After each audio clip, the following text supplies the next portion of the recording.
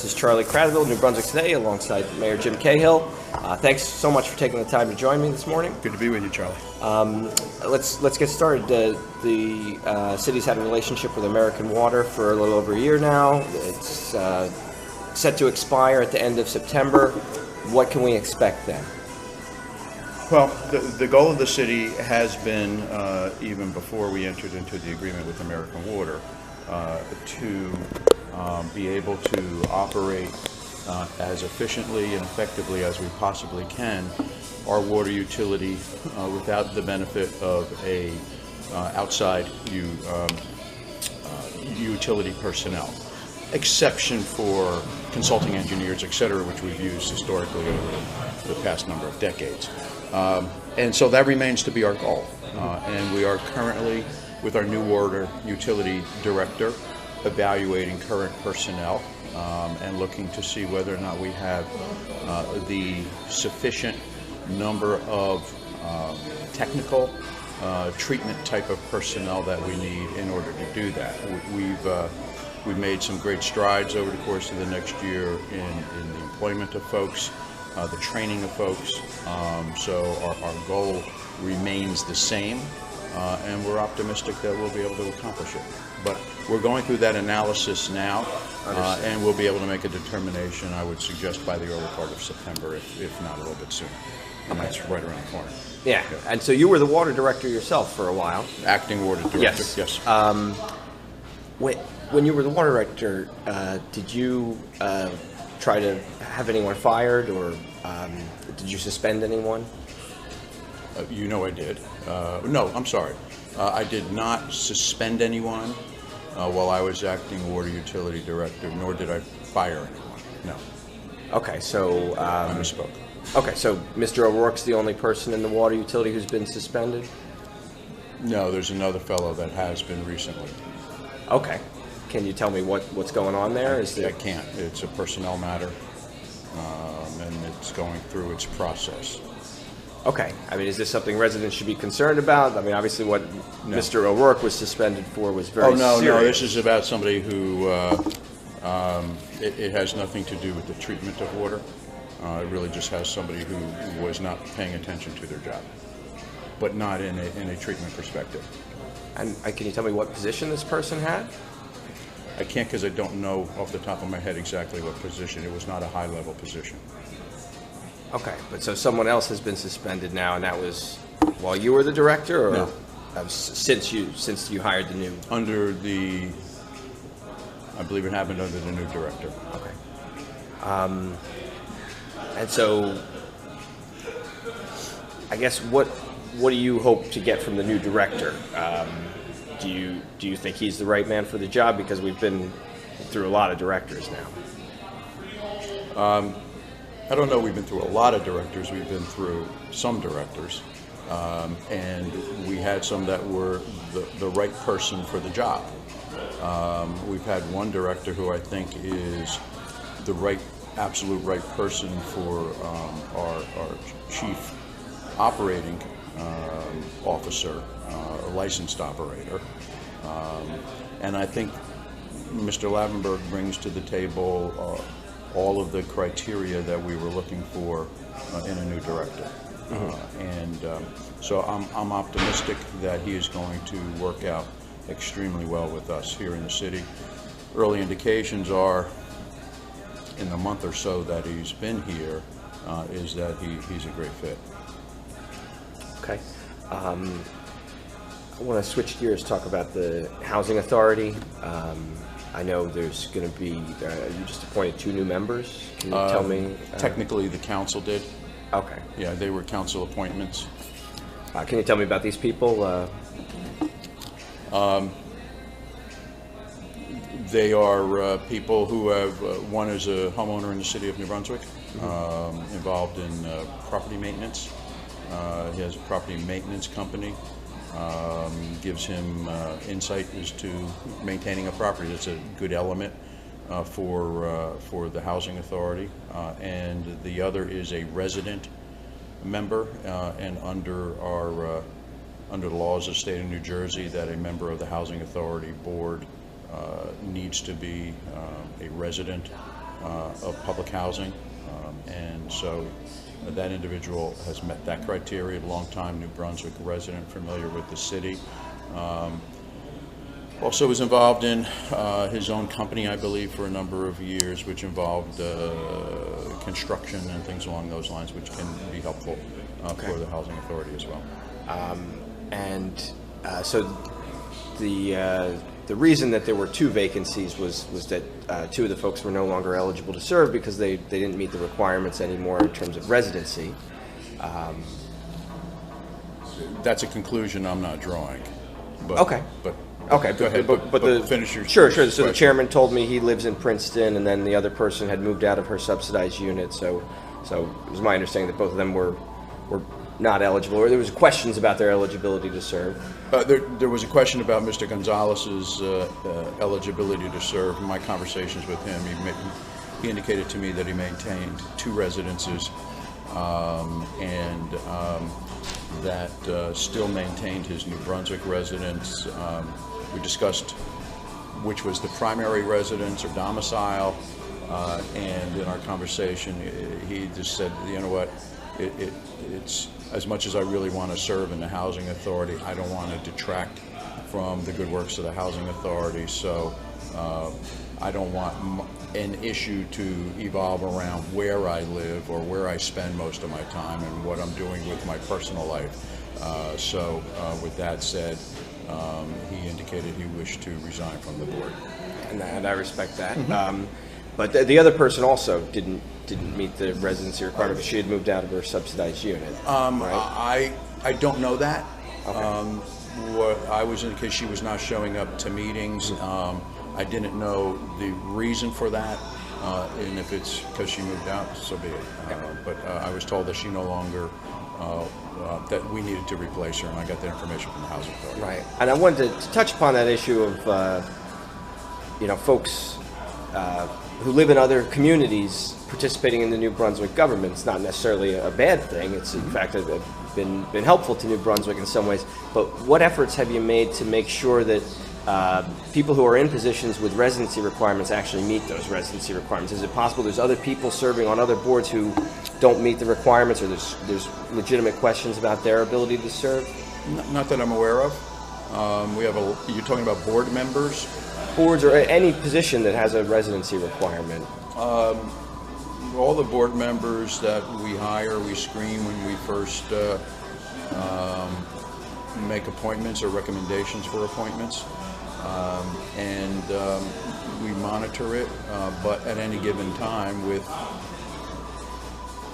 100+ board members, can't say for sure whether or not somebody meets the criteria or not, but we believe they do, and when we go through a reappointment process, we reevaluate.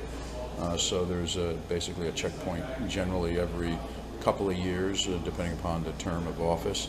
But of course, if anybody knows at any given time whether or not somebody doesn't meet the criteria, they're encouraged to let us know so we can take whatever corrective action may be appropriate. Okay. And I know we've also had issues with people voting from out of town. At least one police officer got in trouble for it. Do you think that problem has been solved, or is that something that you need to be vigilant about? People voting that don't live in New Brunswick? Yeah, specifically city employees. Well, I would say that the issue is not limited to city employees. Given the nature of New Brunswick, the somewhat transient portions of our population, I think we need to be vigilant on making sure New Brunswick people are the ones having a say in New Brunswick's government, regardless of whether they're employees of the city or not. Okay. And another issue this brings up is the issue of the role the council plays. You said that these 2 recent appointments are technically the council's appointment to make, but we see very, very rarely are there public disagreements between the council and the mayor here in New Brunswick, and I can't even think of a time that they've voted down something that has been put on their agenda by the administration. So doesn't that defeat the purpose of having a council? Isn't that unhealthy for democracy if the council is more or less just a rubber stamp for you and your administration? What if all the proposals that are presented for the city, or the vast majority of them that are given to the council, just happen to be good government, or on balance the best thing to do? Should somebody disagree with that just so they can disagree with it? So they can say, wait a minute, somebody thinks we're only good government when we disagree. You answered my question with a question, but Yes, I did. But yeah, no, I don't think that, but I do think that a lot of times the folks on the council don't exercise maybe the due diligence they would in other cities, and I've seen other governments work, and there's a bit of a check and a balance, or a bit of a sharing of powers, whereas it seems in New Brunswick more like the decisions come from your office, and the council almost wholeheartedly, almost always supports them. I mean, am I just seeing it wrong, or? Well, you're looking at it with the idea of that dissension is good, and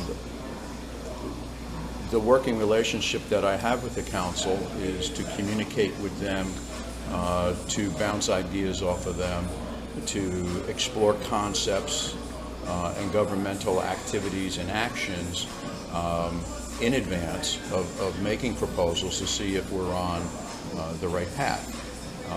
And if we develop consensus and trying to figure out what is the best path for us to take. As far as the good government and the efficiency of government and what works and what doesn't work,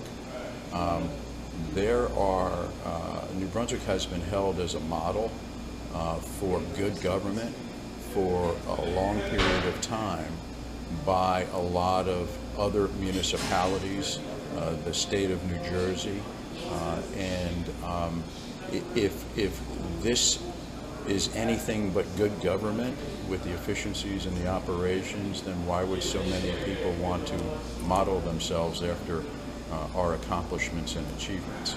So I don't think,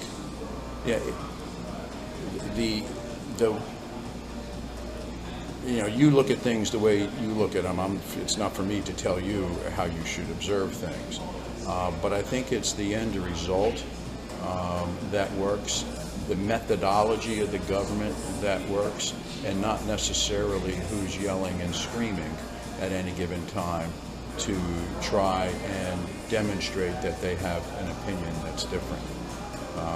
I think civil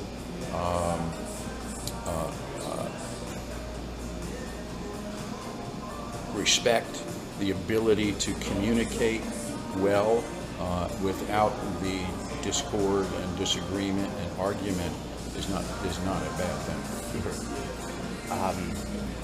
Well, I'll change gears. I want to talk about the police. There was a person who was hired to be the office supervisor, it was called. In 2009, he was hired, and he was, resigned after he got in trouble with the law. And as it turned out, he had already been indicted and pled guilty prior to his hiring. A few years prior to similar charges to the ones he ended up having to resign over. How is that, efficient government when you're hiring people to the police who have criminal records and then, I understand the question. Yeah. I understand the question. When you say hired to the police, he was hired within the police department. Civilian He job. obviously wasn't a police officer. His job was to maintain police vehicles and some other things that are all service-oriented. And he had experience in that area, so I was told. And he did work well within the city department. and notwithstanding his criminal record, did a good job for a short period of time for us. Now, whether or not we hire somebody with a prior criminal record depends upon the recommendations we receive, the expertise the person brings, and whether or not there is reasonable belief on our part that somebody should get a second chance. We do not have, nor will we, at least while I'm in charge of the day-to-day operation of the city, a policy that says we will not hire people who have violated the law in the past and have been convicted. I strongly believe people should have a second chance, but they have to earn it, and then they have to demonstrate that they continue to earn it, and that they deserve it at the end of the day. In this case, it proved to be not a good decision towards the end when he ran into another difficulty with a drug infraction. I don't know the reasons for that. There are people that say it's a disease and all this other stuff, but nevertheless, the second chance was given, and in this situation, 2 strikes, you're out. Now, if you were hiring, you get to hire and fire all the department heads. Do you insist on checking their criminal history first? I mean, not as a disqualifier, but just so you know. Department heads? Yeah, if you're hiring like the new water director, did you check his criminal? Yes. Yes. Did you check the backgrounds of all your other department heads, the criminal backgrounds? Yes. Yeah. I mean, where do you draw the line? Like, I mean, I know that even the crossing guards that are being hired get their criminal records checked, and I could imagine something like an indictable offense might disqualify someone from that. No? Depends upon the particular job. Depends upon the particular circumstance. There's no set line. It depends upon the job they're being hired to. Depends upon what the prior offense was. Right. Depends how long ago it was. It depends what's intervened. In the meantime, there's a whole host of elements that go into it, and it also depends a lot of times on who else has applied for the job. And if there are multiple people, who is the best candidate? Right.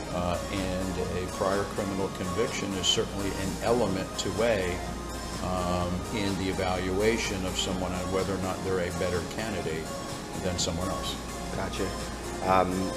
On the topic of the police, I listen to the police scanner, if you will, quite a bit, and it's honestly helped me do a much better job of trying to inform the public about public safety, and also just in general helped me stay safe, stay out of areas where there's trouble or traffic or problems, and sometimes go towards areas where there's trouble, traffic or problems. Your police director wants to get rid of the public's ability to listen to the police scanner. How do you justify that? It's something that people have been able to do for decades, really. Mm-hmm. And why don't you think people should be able to find out if they hear something that sounds like a gunshot in their neighborhood? Why shouldn't they be able to turn on the police scanner and find out what's going on? Well, the simple answer is and it's a balancing act. While in certain instances it may be advantageous to an individual to hear police information, someone in your line of work who wants to know what's going on, wants to get information, etc. That has to be weighed versus the criminal element getting the exact same information that you get. So when those who are interested in doing negative activities in the city, looking to commit crimes, they listen to the same scanner that you listen to, and so they often will know who's patrolling, where they're patrolling, what incidents are happening either in their neighborhood or somewhere else that might divert police attention for a while so they can do what they need to do. They also may know when somebody is approaching them. On balance, it was recommended that in order to avoid the criminal element in the city having more information than we would like them to have, that we would encrypt the police radio dispatches. And do you know when that'll happen? I know it's budget for this year, but I don't know an implementation date. Okay. And I mean, aren't there other alternatives? Can't the police presently use, secret channels or channels that aren't going to be public when they have a need for that type of thing, that type of operation? There might be an ability to go off on a secret, frequency, but nevertheless, it's also important for police departments as a whole to know what's going on themselves, because they do operate as a unit. So all of them would then have to go to the super secret frequency, which defeats the unit teamwork component of a police department. I want to ask about... and if they were all tuned to that, then still nobody would know what was going on anyway. Sure. I just... The situations, each situation is different, so I just think there's other options that are probably better than just That's not a concession that I'm making, but you can. Okay. So I wanted to ask about the body-worn cameras. I know the New Brunswick Police support doing that. Can you tell me, is there a timeline of when New Brunswick cops will be wearing cameras? The Attorney General just came out with guidelines, and that's what we've been waiting for. And our PD is evaluating them as to how they would implement for our police department. It is something that we are anxious to get underway. And so now it's a question of fully understanding the new rules and regulations, how we would implement them, and then the acquisition of body cameras and how they get deployed, the numbers of them, and how we roll the process out. Yeah, so this year, next year, maybe? There's nothing in the budget for this year to do it. That doesn't absolutely prevent us from doing it. We're also going to look for funds from outside sources to see if there is some federal or state dollars that can be used for these things, and if so, we'll jump on it as soon as we can. Okay. Another issue that a lot of people have brought up regarding the police is the idea of civilian review or having some type of oversight beyond the existing, internal affairs. And I know a few years ago you would say there were questions about whether it was even possible to do that under the law. But Newark is doing it. Newark has implemented the state's largest city has implemented a civilian review board that will be able to investigate police conduct. If it's good enough for Newark, why isn't it good enough for New Brunswick? Can we have that type of system here? Newark has never been our standard as to what we want to be. While they do an awful lot of good things, the Civilian Review Board, I still believe, is something that does not comply with Attorney General guidelines and regulations. And with the new procedures, the new personnel that we have in internal affairs, I think that the difficulties that we had a number of years ago have now been resolved. I also think that the police reporting of the types of infractions that have happened, the types of people that are involved in the infractions have gone a long way towards giving civilians the type of information that they need. Yeah, but you don't see the need for any more. You don't think that not at the moment.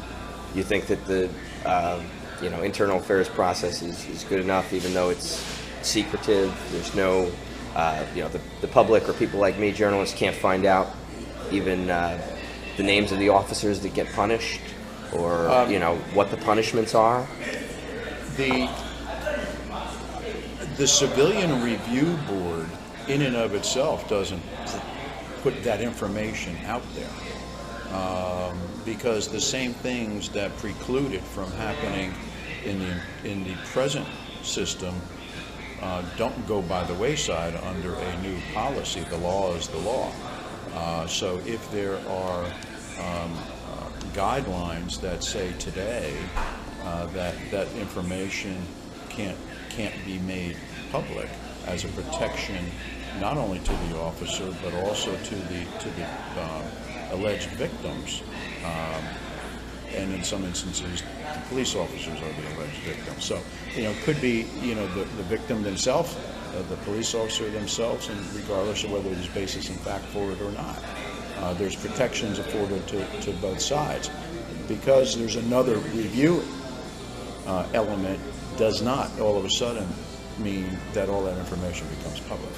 Sure, but certainly more would be public than presently. I mean, there's almost nothing. Presumably, depending upon what the Civilian Review Board does, and I'm not exactly sure what the Newark Civilian Review Board does, they can simply be looking at the information that's made available to them from the police department, which we make available to the entire community, and then they opine on that and make recommendations to the PD or to the governing body. There's a difference between that and a civilian review board conducting its own investigation. But you don't think that would even be, you think Newark is not complying with the Attorney General's guidelines? I don't know exactly what Newark is doing. Okay. How about, I mean, we talked about this last time, but the internal review hearing process, it's obviously the folks who went through it weren't happy. The city's being sued. What can be done better to prevent, to improve the outcomes and make it so the city's getting less lawsuits? Well, I'm not going to talk a lot about that because we're in litigation on it, but suffice it to say that for all of the folks who may have been impacted in the internal affairs issues going back some 5+ years, that could have taken advantage of that process, only 2 people did. And I don't know that there's anything we could have done with those 2 folks that would have appeased them in the end, unless there was a different result than what happened. And I think there's also perhaps a misunderstanding to some degree of the process and the purpose of the process. But they were given an opportunity to take advantage of the process. They took advantage of the process. They were disappointed with it, to say the least, and they have now sued the city, and we'll deal with it accordingly. Yeah, but are there any measures you're taking to attempt to address all these lawsuits? Because they cost money. There's 2 lawsuits involving those. One involving those, but just in terms of the police in general, you also have the victims of police killings, police shootings, false arrests. A lot of people suing the city about police issues. The nature of police work often evolves into lawsuits. People, either because they truly believe that they were mistreated by a police officer or the department in some capacity, or because they somehow believe that filing a lawsuit evens up the score if there's criminal action taken against them, and they think that gives them a leg up. It is not surprising that when a police officer effectuates an arrest, that there's going to be somebody who's not happy about it. And so the litigations are a good way of getting to the details of what happened and whether or not the police officers acted appropriately or not. The other element of it is it often doesn't cost the plaintiff, in this case the person who's accusing the police department of misconduct.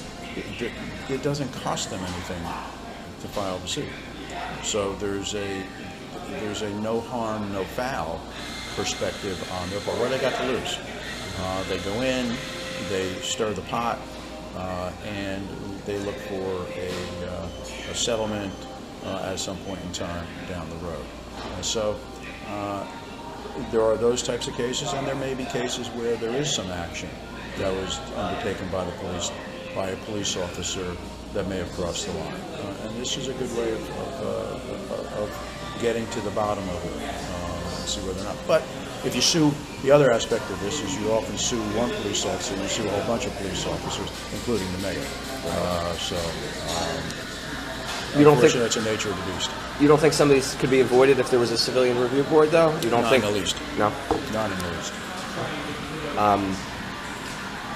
I don't think anybody's going to give up their right to sue and/or the ability to chase money because and/or to be compensated if their rights were violated, justly compensated. I don't think they're going to forego that because there's a civilian review board. I think the civilian review board would come into play and they would continue to file suit. Okay. There's also a couple of lawsuits where where some police officers are suing the city, suing their bosses. Mm-hmm. And it's very troubling. Some of the accusations in the complaints deal with systemic racism. And I wanted to ask you about your administration and how you feel about being accused of that. People have alleged, racial slurs and, that they're getting unfavorable assignments and being punished either because of their race or because they didn't support you politically. Is there any merit to that? No. No? There's no racism in the city government at all? No racism in the city government. Now, that's one of the questions that people ask, not just of me, but of anybody. If I were to ask you, and you please don't feel like you have to answer this is a rhetorical question, are you racist at all? In the so you say, no, I'm not, and that becomes definitive, or do we go on and discuss what that really means? Is there any element, etc.? And as someone yourself who's been accused of racism in some of your articles, you know that you can't just simply say, no, that's not me. So what we do, and what I do, is I just ask people to judge me and my administration by the body of work that we've done. So if you ask me in those particular instances where suits have been filed, was there racism on the part of the administration? The answer is, in the practices it deployed, the answer is no. If you ask me, is there anywhere racism in the city of New Brunswick administration? My answer is not that I'm aware of. Mm-hmm. And if there were, we would root it out and eliminate it and take appropriate action with respect to it. But if anybody wants to look at what it is we do, I've got 25 years of service as the mayor of the city of New Brunswick, and people can look at that and they're going to draw whatever conclusions they want about not only racism, but about whether or not people get favors because they supported me politically, etc. Mm-hmm. We are, and I am, an open book. So, like Popeye the Sailor, I am what I am, and that's all that I am. Okay. So, I just know that there's been a history of accusations that also include the water utility. Mm-hmm. People saying that people of color have been passed over for promotions, and even saying that they've tried to complain about that and not gotten anywhere. Those I can't address because that general people complain. Yeah. It's hard for me to address because I don't necessarily know what you're talking about. Right. Well, where should they complain to? If somebody feels like that's people often complain. Mm-hmm. And there are a lot of people who are happy that they got promoted. There are a lot of people who said, "Boy, I that was a great thing, you know, and you know, we promote based upon merit, and that will always be our standard. And oftentimes that's people of color, and yes, on occasion those are people that are politically supportive of you. But neither of those things are in and of itself a reason to advance somebody, perhaps to a position that they're not yet ready for. And that will continue to be the way we do. We are, and we certainly attempt to be neutral when it comes to gender, politics, race, ethnicity, the language spoken, sexual preference, etc. We are a city that celebrates its diversity, and we strive to be a government that reflects that. And sometimes we do, and candidly, sometimes we don't. But the reasons that we don't are not because we're not trying. Just real quick, recently you signed an ordinance to raise the rates at the parking meters. Yes. I know a lot of people probably aren't happy about that. How do you justify that? Why do you think this was the right move to increase the rates citywide? Well, while the public oftentimes looks at parking meters and the revenue that's derived from that as a revenue generating thing for the municipality or the parking authority, it's really not that. Because if we were in the parking business and we were looking to sustain ourselves off of that, from a parking meter perspective, the costs that are involved in managing, enforcing, implementing the whole host of things that are involved with regulating meters and enforcing the laws costs an awful lot of money. Not the least of which is the municipal court operation that all of those things need to be processed, which adds another several $1 million to the equation. So while I understand when somebody's putting $1.50 into a meter, they're saying, oh, the city's trying to gouge us, and understandably so. And for someone who likes himself to pull up to a place and not have to worry about putting money in a meter and easily going into a store or visiting a friend and not have to hassle with that, I certainly appreciate the inconvenience factor in addition to the economic factor to a person. But the real purpose of meters is to regulate the parking. And in New Brunswick, I don't think anybody would disagree with this statement. There are more cars than there are parking spaces, and as a result of that, how do you set up times that people will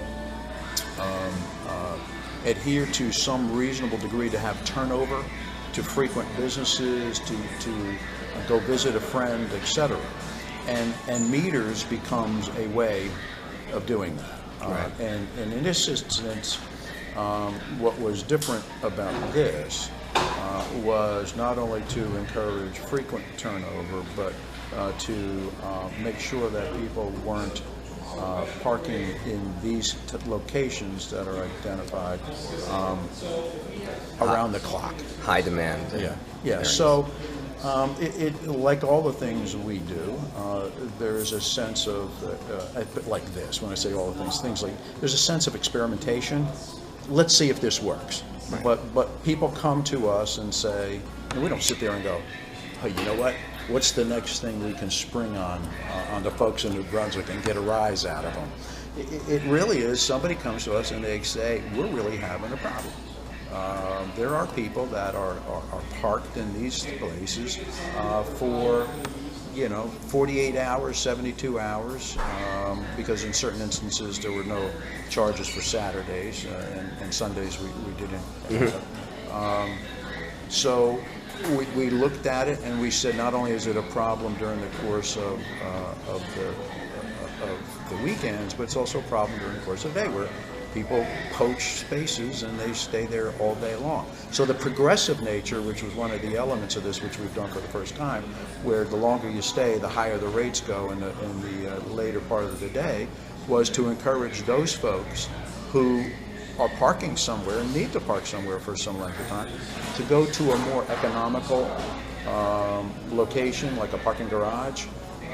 And we certainly have a number of those. Shortage. Yeah. And go to a parking garage where you can park, which are designed for long-term parkers, where you can go and you can do it cheaper than, for lack of a better phrase, hogging a meter, so that other people can't have the convenience that you're enjoying. Yeah. So I thought it was interesting. You said, if we were in the parking business, and I almost feel like New Brunswick is, because the parking authority is so big. It's, more decks than any other parking authority in New Jersey.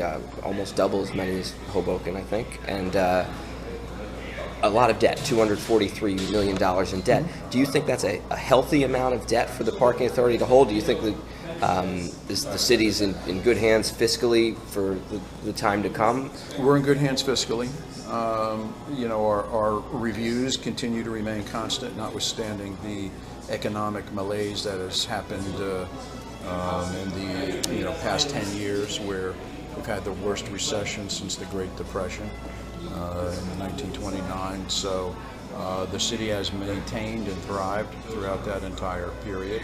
I think that the debt that's held by the parking authority is justified, and it allows them, and thus the city, to provide the services that they provide. They are in the business of parking, if you will. When I said if we were in the business of parking, or in the parking business, I meant from a for-profit aspect. Obviously, government, in this instance, is in the parking business, but we're not in it for the profit motive. And all of these things do help to make sure that the debt that is issued by the parking authority is covered. Otherwise, it falls on the taxpayers. Right. I also wanted to ask about one of the newest tall buildings in New Brunswick, the Aspire. Yes. It's on Somerset Street. Of course, was built with the help of nearly $5 million in the federal Sandy relief funds, and I know that 20% of the units there are going to be for people low, moderate income. But I learned that it's a pretty expensive rate for people to park there. So do you think that's fair for somebody who is a victim of Hurricane Sandy, is a low-income person, probably has a car, probably needs a car to go visit their friends down the shore or whatever, that they're going to have to pay $150 a month to park in their own building? Do you think that's the use of Sandy dollars? The city was not involved in that at all. Okay. So, do you agree with that? Well, but let me get to it. Okay. I don't know that one can logically draw a line that connects somebody who was a victim of Sandy to now, 3 years later, being a resident at Aspire. I don't know this,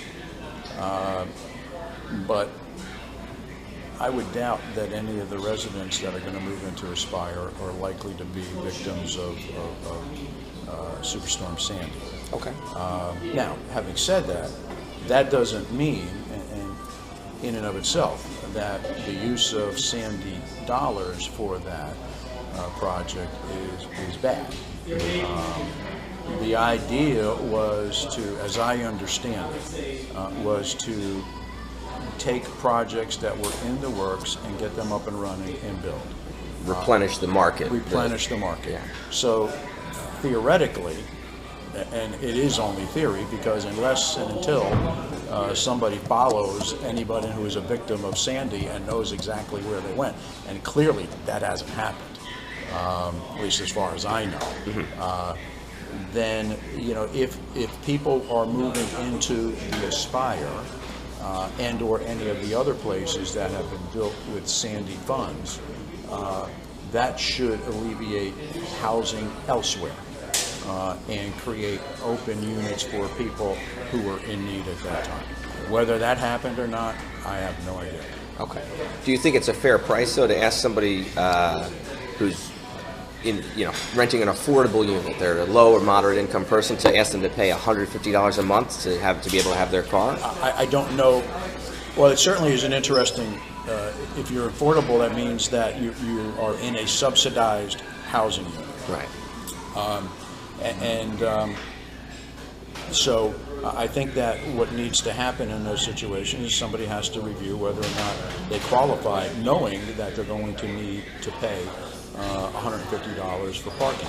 Whether or not the owners of the premises are offering discounted parking to those folks that meet that criteria, I don't know.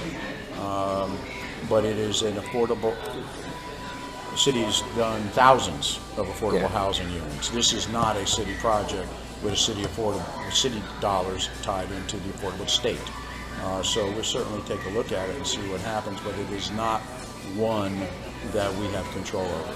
Well, I mean, didn't they promise to do the affordable units in exchange for a tax abatement, a 30-year tax exemption? Whatever promises they made to the state. So, you may very well be right that in consideration of receiving the money, they were supposed to do a 20% set aside. But that is not a contract that they have with the city, it's a contract they have with the state. Okay. I was pretty sure they made that clear to the planning board and to the city council, and before the Sandy money they said we're going to do 20% affordable, and that's why we want the tax abatement. That's why you're going to give us. From a tax abatement perspective, that's an interesting piece. Yeah. Yeah. So I mean, do you think that's living up to their, especially with their track record of saying they were going to do affordables at the last high-rise they built and then not being able to do it because the fees were so expensive? Isn't this history repeating itself? Isn't this affordable people being pushed out of the nice buildings in New Brunswick? And I don't. I mean, you have one instance where it happened on Spring where my understanding is they gave back the money that they were using for affordable housing. So there is one building that people have been priced out of. Yeah. But there are a number of other projects in the city that are what people would consider. I think luxury is a word that's thrown around much too much. But upscale housing that has the 20% set aside in it. And that's something that we look to continue to achieve, particularly in ones that we have a much greater involvement in as part of a city redevelopment project, a joint venture with DevCo, right. And those types of things where we see it, and of course obviously in a lot of our neighborhood rehabs that we've done. So we'll look at this one. Okay. Just two more things I want to ask you about. There's,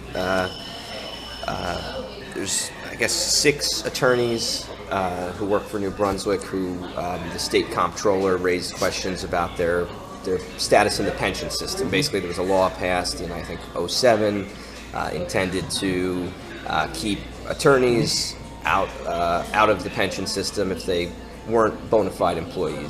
Right. If they have firms that they work at on the side or other things. Yep. What's the status of those 6 folks? I mean, isn't that a really important issue if people are getting or getting credits toward a pension that perhaps they don't deserve, and especially in light of the fiscal situation with the pensions? Is that something you're concerned about? We're concerned in making sure that we adhere to what we're required to adhere to, and that's what we've done historically. If you look at the pension regulations, require that one be a bona fide employee. They refer to the IRS regulations as to what constitutes an employee. We've interpreted the IRS regulations, and appropriately so, to include the attorneys that are involved in this particular case. Right. We actually received a definition and requirement of IRS from the IRS on this very subject, after it was raised by the pension system, and confirmed that under IRS regulations, these attorneys constituted employees. So we continue to adhere to what we thought was the standard established by the Pension Bureau. Notwithstanding that, and are providing information to the Pension Bureau, the Pension Bureau said, well, we still want to look at it. And they control the Pension Bureau. So we're waiting for definitive answers from them as to whether or not the folks that we have defined as employees as per Internal Revenue Service rules and regulations and as directed by the Pension Bureau still remain under the entity that's in the decision-making mode, that's the Pension Bureau, whether or not that is what they want to have happen. And they make a ruling on it, we'll act accordingly.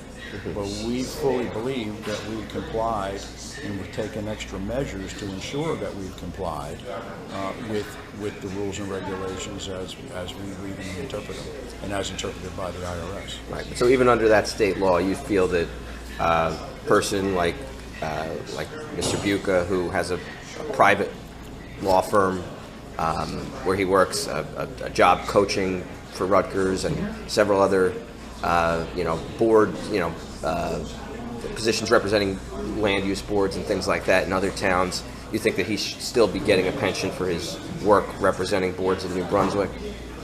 It doesn't matter what I feel. It's the Pension Bureau's decision. Okay. The Pension Bureau's rules and regulations are what guides it. The Pension Bureau refers to the definition of employee using IRS rules and regulations. Under IRS rules and regulations, Mr. Buca is an employee. And that is the way we've interpreted it. If the Pension Bureau decides otherwise, we'll deal with it. But we have followed what we believe to be the rule of the law. My personal opinion about this means nothing. Okay. There are a number of people in your administration who are already collecting a pension, yourself included, police director, sure. Recent hire, Mr. Barber. How do you feel about that? Does that send the right message that folks can be getting a sort of lucrative deal from collecting their pension, but also working at the same time? Does that limit the upward mobility of city employees to be able to get the jobs like police director? The answer, well, that's a multiple-pronged question. So let's deal with the police director issue as a good example. Yeah. This last question you asked, does it hinder promotion? And that may not be the words that you are advancement up. The answer is yes. Because if somebody's in the top slot, somebody else can't move into it. Now, that assumes that the person moving into it would be hired from inside, which has been my practice and one that I would continue to do, but it's not necessarily required by law. But as a given, if somebody's in the top slot, somebody else can't move into it. Right. However, so what's the goal? Is the goal to move people up just for the sake of moving people up? Or is it to put the best candidate into that slot? So I would suggest to you putting the best candidate into the slot is the best alternative. In addition to that, you have to look at the economics of the present situation. Does it make sense? Right. Now, if I had moved somebody up, and look, I understand that somebody's collecting a pension, and I collect a pension. My salary is $40,000, has been $40,000 for 25 years. So if somebody's got a problem with my income, I'm not going to reduce my salary after 25 years of trying to learn my job. I'll deal with my situation. But using the police director makes probably and $60,000 to $70,000. Let's say $60,000 to $70,000 less than somebody else who I would move into that position. In addition to that, under the collective bargaining agreement that police officers have, that officer still continues to get medical benefits. So I'm not paying for additional medical benefits for the police director. I'm also not having to hire someone to replace the person up the chain. Yeah. So if someone becomes the director, I have to promote somebody to the position that new director vacated, and so on down the line, and I'd have to hire another police officer, which adds another layer of benefits and another salary and all the equipment that needs to go on to that person. So on balance, not only do I have the absolute best candidate, but given the present circumstances, I save well in excess of $100,000 for the taxpayers, which is equivalent to close to 2 points in the tax rate. It makes good government operation sense, and it makes good economic sense.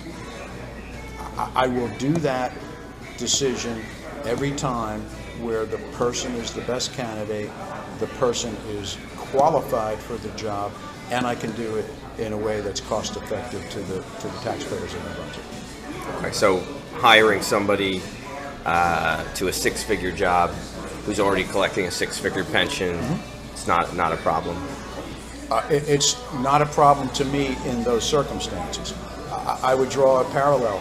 If somebody was running Microsoft and they were making $10 million in a severance pay, and they continue to collect under Microsoft blue chip stocks for the next 20 years, they're making over $1 million a year. If that person was the best qualified person for a job in the city of New Brunswick, should I not hire them because they have outside income that's so high, and that you and I all contribute to, assuming we use Microsoft equipment somewhere? In some way, in the private sector, we all contribute to the cost of the private sector and the money that these folks make. If I chase where somebody got their money from before they gets their money from before I hire them, I'm doing a disservice to the residents of New Brunswick. If I don't hire somebody who's the best, if I don't hire somebody who's going to save us money right now, and I do that only because they're collecting money from someplace else, I am not serving the people that I've been elected to serve. Last thing I wanted to talk about was the new supermarket. I know it's a big accomplishment to get this. Yeah, I've been there almost every day. Yeah. I've been It's contagious. Been enjoying it. Tell me what you think about that addition to New Brunswick and how it compares with the the Fresh Grocer. Why you think this is the right move to bring Key Food into the hub city? Well, you have Fresh Grocer experience. So I do. You're the supermarket expert. But I am very optimistic. First of all, the store is magnificent. The offerings that are there, I think, are going to meet the demand of our community and the diversity of our community. Certainly, New Brunswick is very different in a lot of things, and our food choices are probably among where we're as different as we could possibly be as well. So I think the distinction, to be direct in answering your question, when we looked at Fresh Grocer, and I was very much a part of that process, and went to the different stores that they had, I was most impressed with them, and I thought that in the stores that they had, that they were very diverse, that they served a broad spectrum of the community, also were located at or near college campuses, and I thought that they got it. What at least I failed to take into consideration is that their competition were other stores in inner city Philadelphia, and in New Jersey and maybe New Brunswick, because it's an active city, but not a huge city. It's 5.5 square miles. They were unable to compete with the Jersey suburban markets, and that became readily apparent not long after they came into town. I think the difference is that the current operator, Mr. Kim, gets it. His experience is on Long Island, very diverse areas, and also strong competition from a lot of other types of supermarkets that are more of what the suburban market might consider. And he did a magnificent job and continues to do that in his other locales. So I think I know he gets it. It's obvious from his grand opening week that he understands the food industry.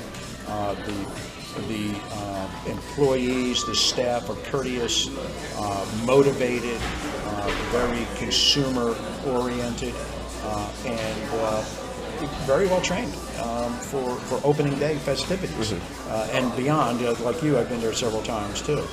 So I think that Key Food and Mr. Kim, the operator, have put their very best foot forward, and I think they're going to continue to take strides as they grow and as more and more New Brunswick and non-New Brunswick residents find that to be the preferred place to shop. Cool. All right. Well, thanks so much for your time today, Mr. Mayor. Okay, Charlie. Good seeing you.